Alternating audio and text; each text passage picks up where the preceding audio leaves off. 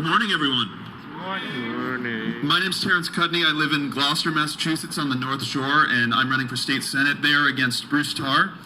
I'm running in no small part because I believe that the right to life as enshrined in our Declaration of Independence and in the UN Declaration of Human Rights should also mean the right to live.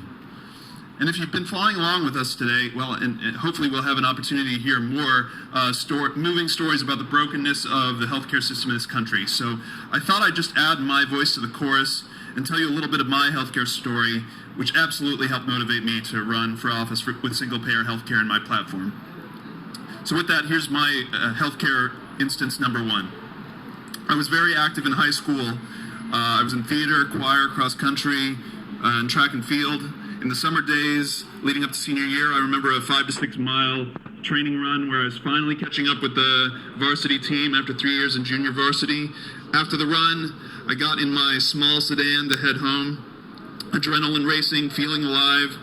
I began my drive home at the steady speed of limit of 35 miles per hour on a backcountry road filled with twists and turns. And as I came around just such a turn, I see a large automobile, probably an SUV, speeding towards me in my lane. I swung my wheel desperately to the right towards the curb, and the other car steered inexplicably to its left, plowing directly into my car. I'd later learned that the other driver was a runner from Japan who had just left a plane in a rural regional airport to train in the U.S. and hadn't decisively determined which side of the road was the right one to drive on until he saw my car and decided the left side was definitely the proper side of the road to use. My seatbelt in my car saved my life. A combined speed between the two cars in excess of 60 miles per hour had crumpled the driver's side of my front bumper, fender, and hood about 3/4 of the way to where I was sitting, but my steering wheel, my pedals, and dashboard were intact. At first I felt nothing. Then as I stretched to check myself, a searing pain coursed across the back of my neck and down my spine.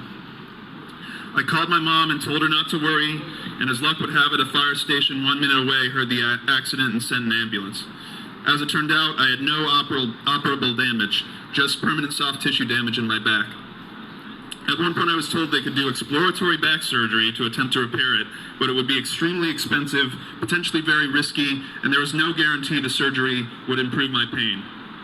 I wore a neck brace for the first month or so of my senior year, and many of my friends and family will tell you that I looked like I was operating in a fog for much of that month.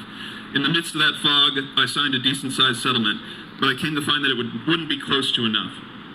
Since then, I've tried literally 20 different types of physical therapy, chiropractic, occupational therapy, acupuncture, etc., but I still live with chronic pain 15 years later. Single-payer healthcare would mean I wouldn't need to worry about whether I could afford the cost of that ambulance ride or the cost of getting better, for that matter. The focus would just be on the work to get better.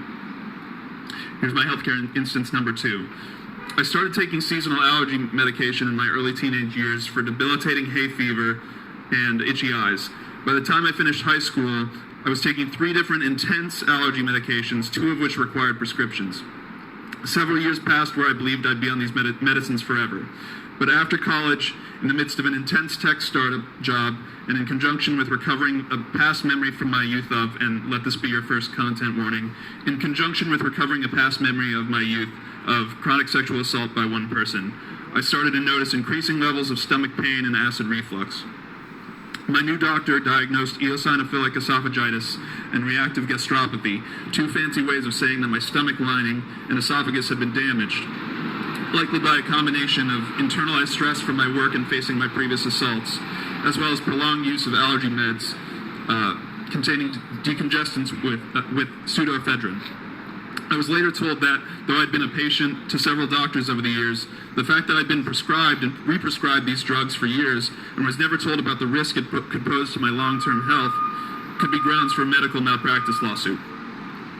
As someone who, until very recently, worked in a restaurant and who's not taking in any income during my run for state senate, I'm hesitant to this day to visit a doctor for fear that I won't be able to afford the diagnostics or treatment for ongoing abdominal pain.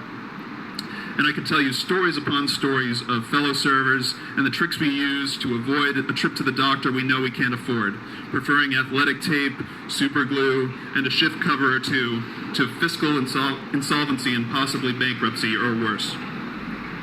And that leaves healthcare instance number 3. As I've mentioned, and let this be your final content warning, I recovered the memories of several instances of sexual assault by one person during my younger years. My memories were triggered in adulthood following a conversation with my assaulter, who I then considered my friend. Most don't realize how quickly trauma can embed itself in your psyche and how adept your brain is at protecting you, albeit incompletely, from the worst events of your life. But after apologizing profusely through tears, my assaulter threatened suicide if I spoke publicly about that person's actions. So while I had established some confidants shortly after the memories came to light, for several reasons I retained the burden of keeping my assaulter's identity a secret from the public, although my ability to tell my story, and mental health for that matter, is frankly harmed by that secret. In addition to the physical health issues arising from this trauma, I've sought many types of therapy, and the therapies that have helped are not well covered by my Mass Health public insurance plan in Massachusetts. Sexual violence where the survivors are cisgender, heterosexual men like me, is not a kind of trauma that's particularly well accepted, but I take it as a responsibility of mine to speak for them. And frankly, when we speak about the importance of passing mass care in Massachusetts, the New York Health Act in New York, and national improved Medicare for all at the federal level, mental health care is too often pushed to the side of the discussion. I'm just one person, and I certainly have more to share on my experience with healthcare, but take this bit of my story, together with the other stories that you've heard and that I hope you'll hear through the rest of this morning, as just a tiny subset of what is a massive nationwide crisis. Too many people have given up hope when our president says he'll veto Medicare for all, and our governor in the Bay State where I live is deeply bought into so-called moderate small government conservatism that will require a veto-proof majority to overcome. But your average Bay Stater, your average New Yorker, your average American knows that we need universal health care, and preferably before the next major pandemic, please. Thank you to everyone for being here today and everyone at home fighting against this injustice.